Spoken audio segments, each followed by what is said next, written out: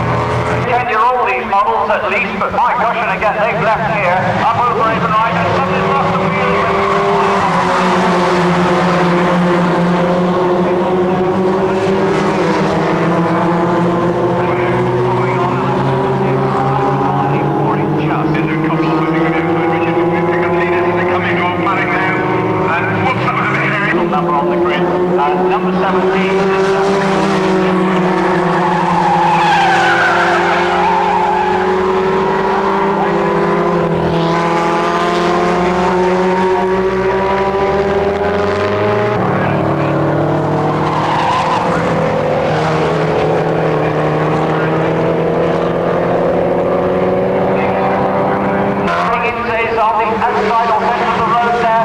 Dick is very well placed.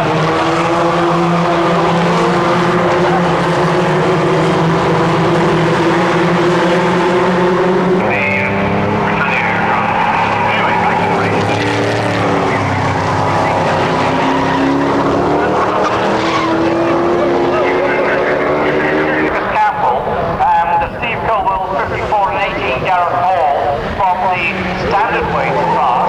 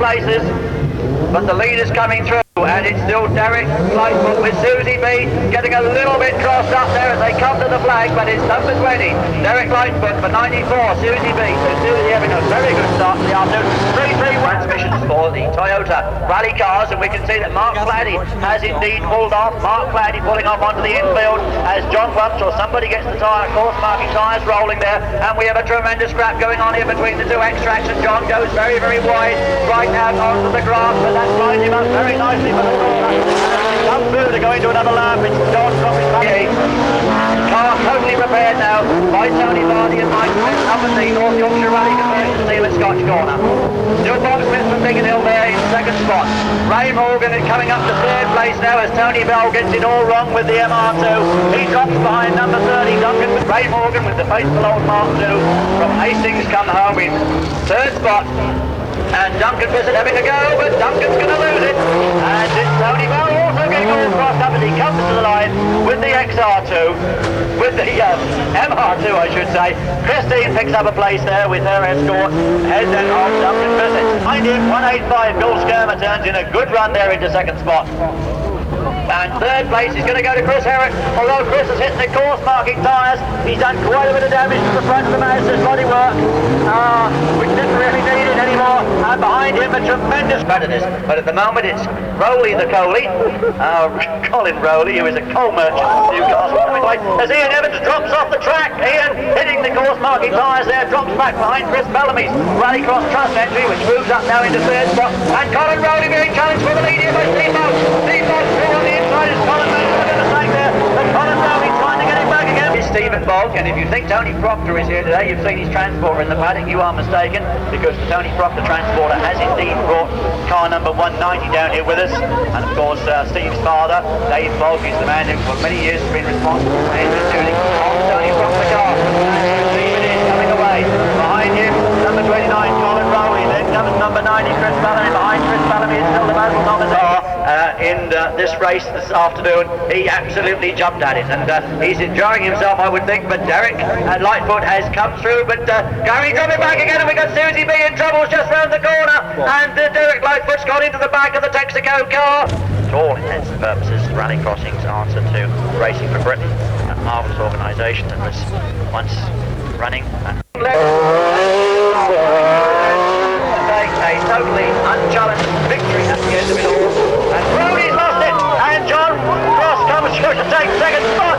Brodie Branch losing it in the last corner and stalls the engine, gets it going again. And one of Sir Jack's three sons, Jeff, David, and here we have Gary. But there we have Rob Dewey in the lead, with Paul Coney taking a rather unorthodox line through the head. Chris Lee watching it happen from the security of the Mazda. But as they go into lap number 2, it's still Ross Browning holding off the attention there of Brian Ledbury. As Christine Nixon Barney's down here below us. Christine Nixon spins, and that's allowed Chris Lee to get the clean start this time, and everybody away. Trouble right off the start line, and he's slowing right down, and it's causing problems for the people behind him. And they were Joe Dunn and Peter Dorkin again. Ian Bell had to come having a look on the inside, but Chris Herrod having none of it as they come down into the Tunnels hairpin for the last time. It's 55. Chris Herrod, who I think is going to do it with the fierce power master. He does. Bill Scarver is second. Mike Rock is third. Mike Howland is fourth, and Stephen Fogg is third spot. Then we've got Ian Samworth in fourth. Behind them is Steve Cousins, whom we don't see often enough in rallycross. The name from down to the West Country here, who came into rallycross via the Swindon circuit, first with this Ford-powered VW Beetle, and more recently with the Mark III Ford Escort. Love to see Steve Cousins at more events. I think he's a pretty good driver. But he's there in first place at the moment. Ahead of Chris Bellamy, and 87 Paul Booch here. Sandy is still down in fourth place. David Knowles still amazingly extracting as much power as he possibly can from the little Talbot Samba. Designed, of course, to fit the class capacity in the VTRDA Clubman's Championship rather than the Formula C Championship. And it's John Milner coming away. Joe Dunn is in troubles on this rerun. We can see going very slowly at the tail end of the order. Anything less than slow, it would be difficult to imagine as John Milner comes through the gears and up and away into lap number 2. Right, but Susie B has slowed right down again. Oh dear, more troubles for Susie with the Texaco engine, but at least everybody has managed to avoid it this time. And Derek Lightfoot's rolled it. Derek Lightfoot has rolled. There's a second time this year that Mr. Practica has rolled his car, and this time probably less damaging than it rolled in fourth. That's the way they come. And John Welch desperately wanting a good run here. The winner at Knockhill, the winner at Croft, and he goes through into second place. John Welch comes into second place. It looked very much as Bob Smith is going to do it, I think. No, Chris Lee wagging his tail all over the place. And Chris gets it. Yes, Chris gets it. Bob is the one who makes the big mistake right at the very end. And oh, is he going to be for Richard Hill? Richard has to go a long, long way around. They are first and second, but you cannot stop Ken Hall from trying. He never knows when to stop trying. Whoops a daisy. Ay, Ken. Ken nearly doing the can there. David Knowles, Stephen Cousins, and again the Central Peter doesn't make the best of starts. Peter Dorkin not having his best day. Oh, and Bill Scarver getting it all wrong, or at least being the qualifying heat of the afternoon. Into and round the David Knowles winning, Steve Cousins has spun, and it is indeed Peter Dorkin who's second place with the Simcoe Visa.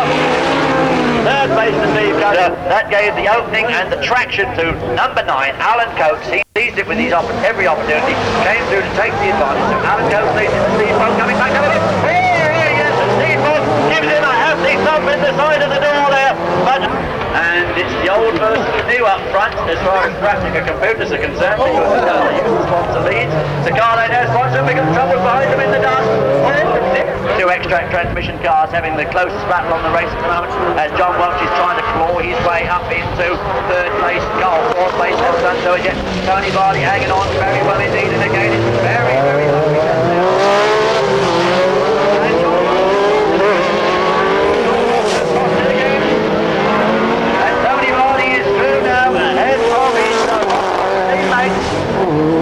And with these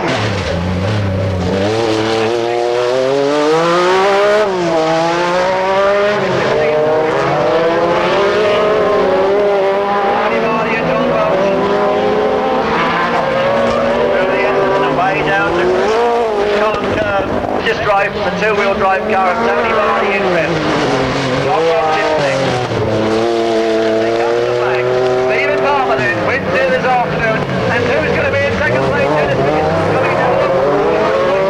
And it is 77 Mark Page, 24 Dennis Biggins off, 16 is Barry Smith, 26 Tony Vardy, and number 7 John Welch.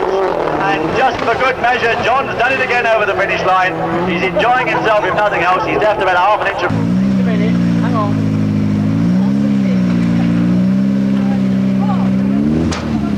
You're putting Van forward a bit. That's better. Whoa.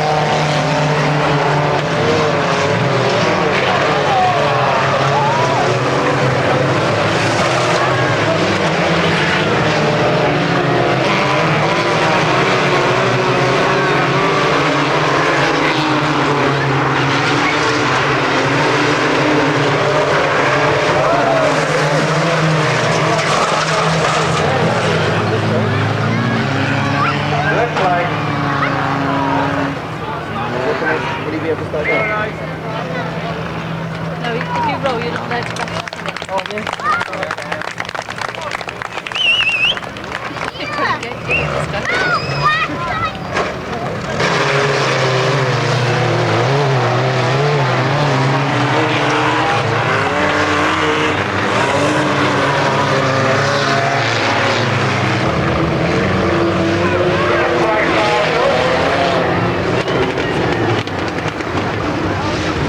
Round him up again.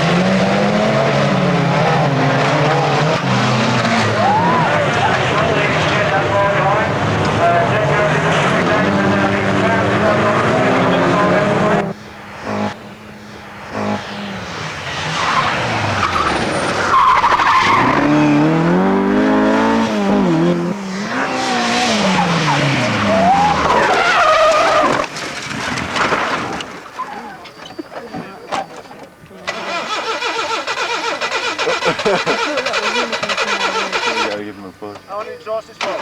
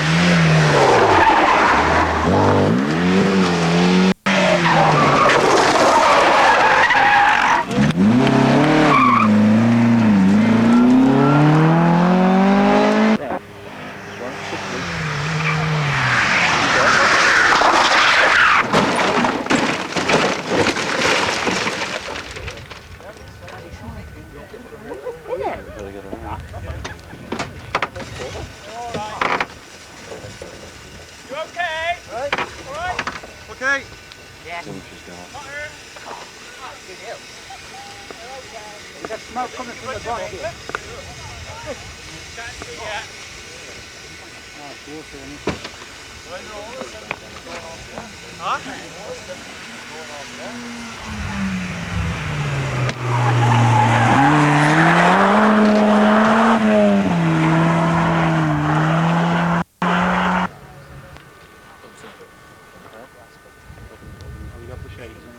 Huh?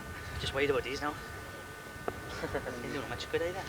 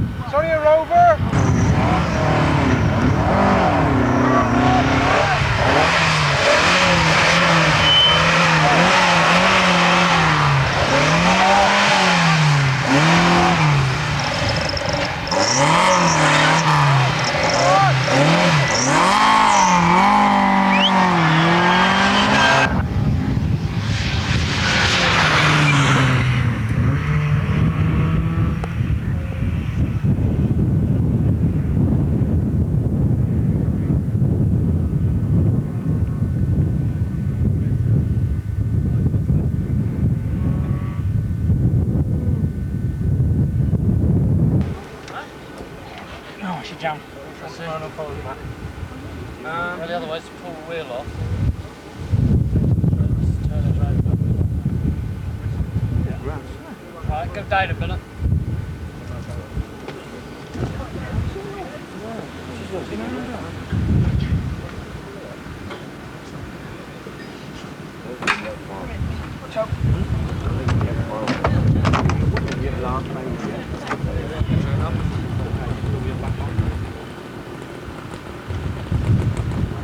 Right, just in case the cable goes.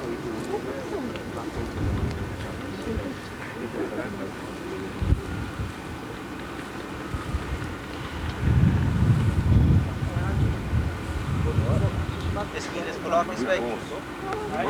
This week's full off. That's right, there's no Go along that way, is that? Don't sit there. Don't sit there, bud.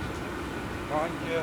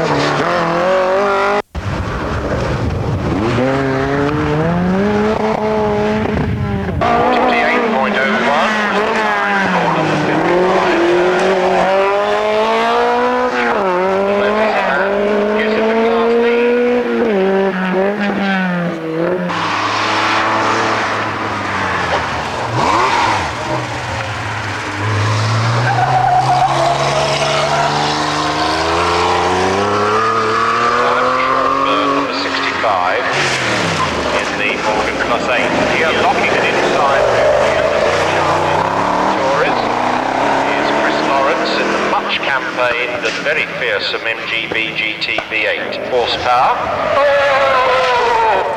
And spinning the Morgan is Mike Hall. We can do that sort of thing. Now going around the course the wrong way. No damage to car or driver, but These cars all well in excess of 70 miles an hour, 74 miles an hour through the track now for John Adelphi in his Mallet.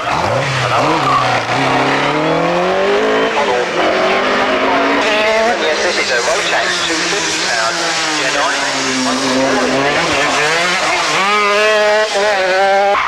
Oh, and a big spin there for, looks at the moment like Carl Scholar, 48.38 takes the lead for Toby later on today. And 45 takes the class lead with the Delta in, but another Delta, Chassis 712 which applies slots. 7 advertising class, and then the Chevron V49 shared with Hudson as well. There's a problem there. Just out of our sight down at Itores,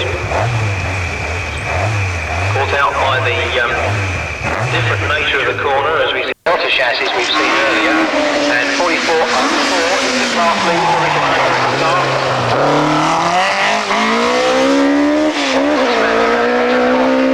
1600 class, Tony Tucson, big twitchy, speed in fact at the Itores left-hander, so that'll be a failed run unfortunately for Tony Tucson, obviously going for Mark Colton's 41.52 in which he led the class.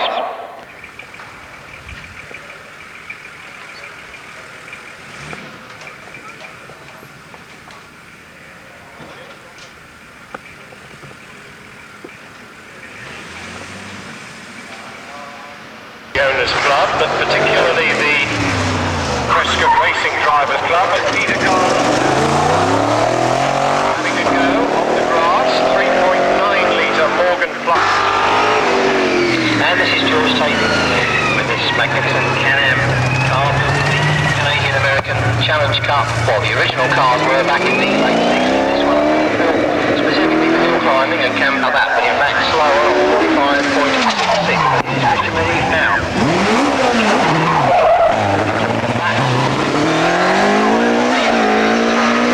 With this car a couple of seasons ago, had a season or two off, but really a pacemaker in this time.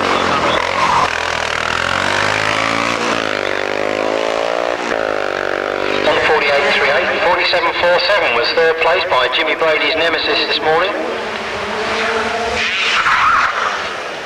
Jimmy Brady obviously, and another spin for Carl Scholar. He just doesn't seem to be able to get the Exeter Orchard right today. So unfortunately, two failed runs in the same spot. 49 at once.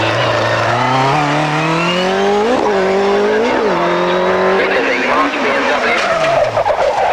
And a big spin there for Stuart Ridge. Fortunately misses the Armco, but spins the Maurer into the gravel trap at Itores, but no problems for Stuart Ridge. And he's into our sight now, Russ, round Orchard, heading up towards Itores. Offside front wing as he enters Itores, so Tim slowing down now and coming to a halt on the exit of the corner, so a bit of damage to the front of the car there, taking a very wide line into Itores. Just coming off the crossover a little bit sideways, one or two problems there for Tim Thompson. Tim, of course, one of the two famous racing sons of...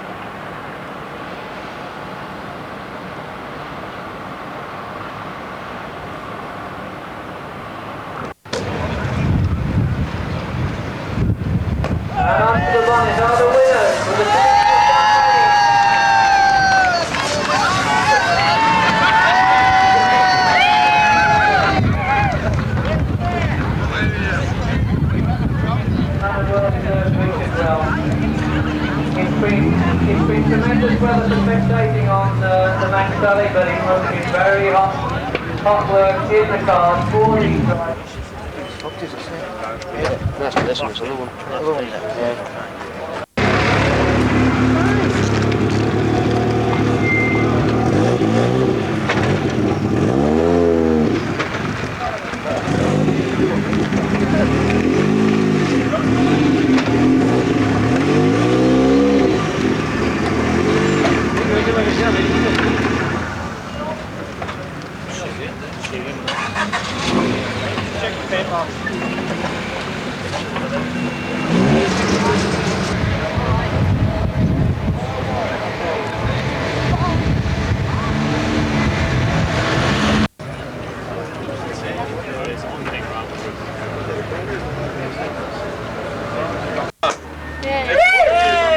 Warte, wo habt ihr denn die Pulle her?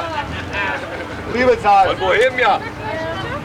Der klebt da, hört er nicht. Motorsport drin, ja. Hey, und den kriegst du, was? Ja.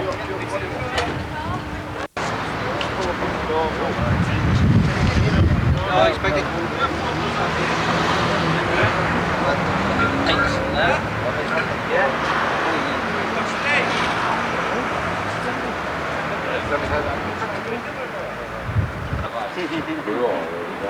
Abwarten auf die Ruhe.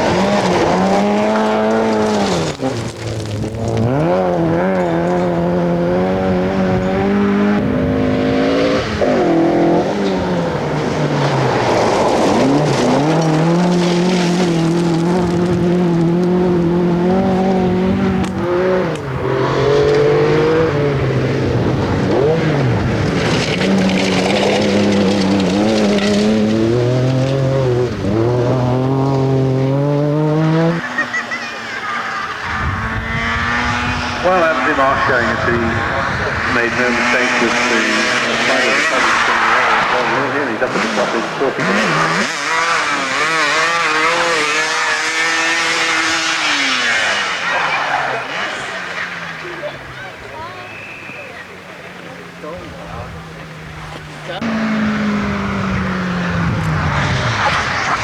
Well, we've got the Macbeth turbine going backwards down the grass at the moment, so it's still very, very tricky, and looks as though Andy's just been caught out there. In fact, it's good down this way. What?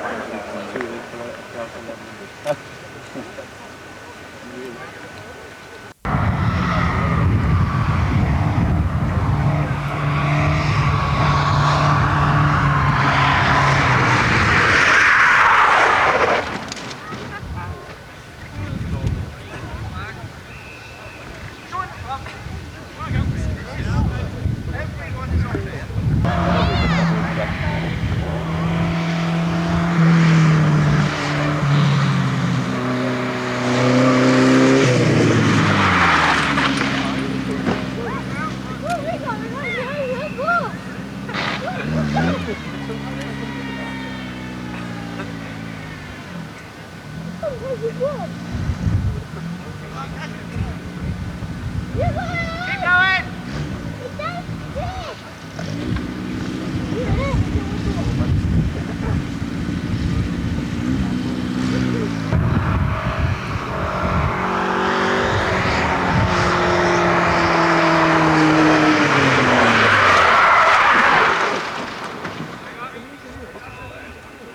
Oh well, the Ulrich is now coming back down the hill on the grass.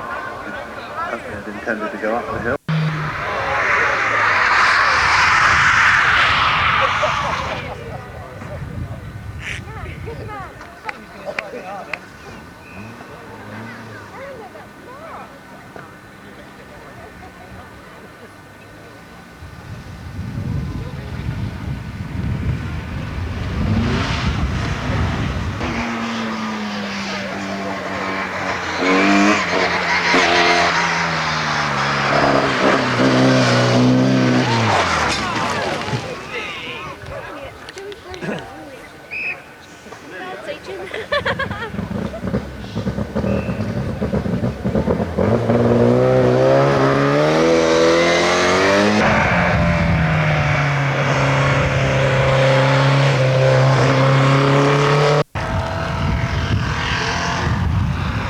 Well, we've got the big V8 TR running up the hill. I think I see Anthony Marks back on the line now, having removed the number 1. He's running 00. This is the four-wheel drive car. I mean, well, I think we've lost the TR though on the left-hander there, so a slight delay before Anthony Marks comes up in his four-wheel drive car, which is still at the moment the quickest car we've seen on the hill, with in the wet this morning a 47-second time. But at the moment, the TR is off.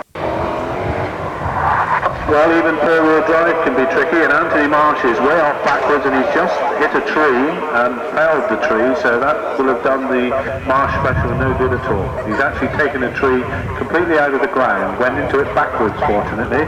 He's out of the motor car and perfectly okay, but he went spinning off the road just over the rise here.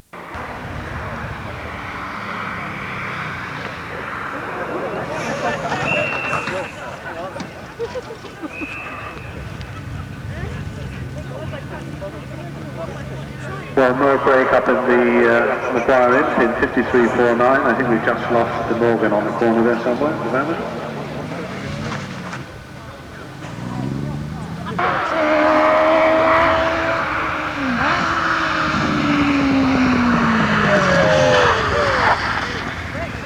Well, we've just lost the terrapin. It's just popped off on the right-hand corner, the usual spot, so a moment's delay while we sort that one out.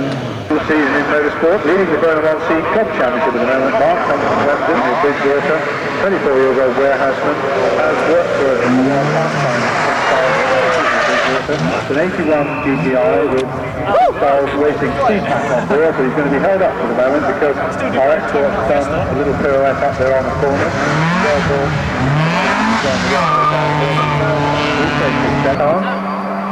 Andy, who's an electrical engineer, being followed up the hill by one of our double-different Marcosses, the Mini Marcos, and he's put it off the road by the sound of it. That's Duncan Stewart, the sales engineer from Star Payne, popping the 69 Marcos.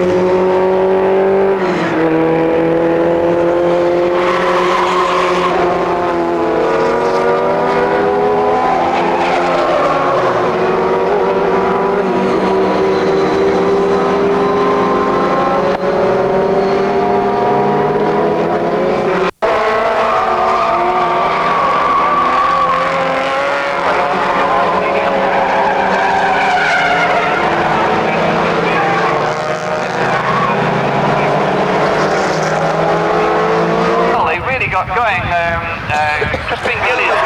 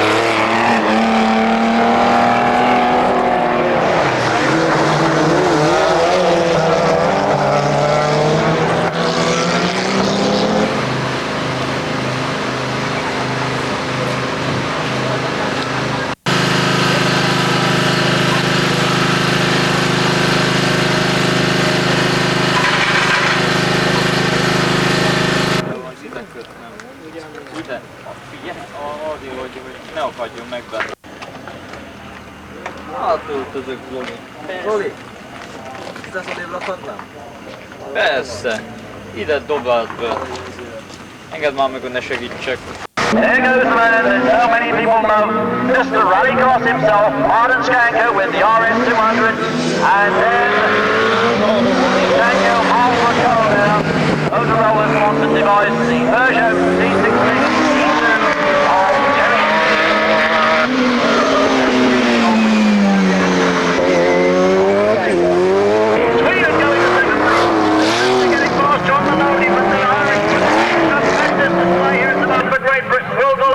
Martin Skanker in second place.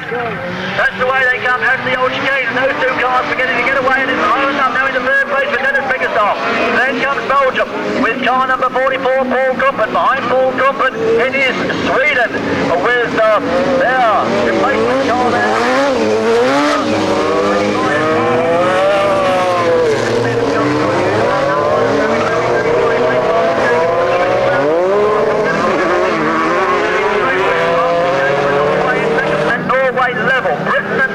Will be level on points at the end of this race if Will Gollop can hold off Martin Skanker. Remember, race number 2 has got to be rerun.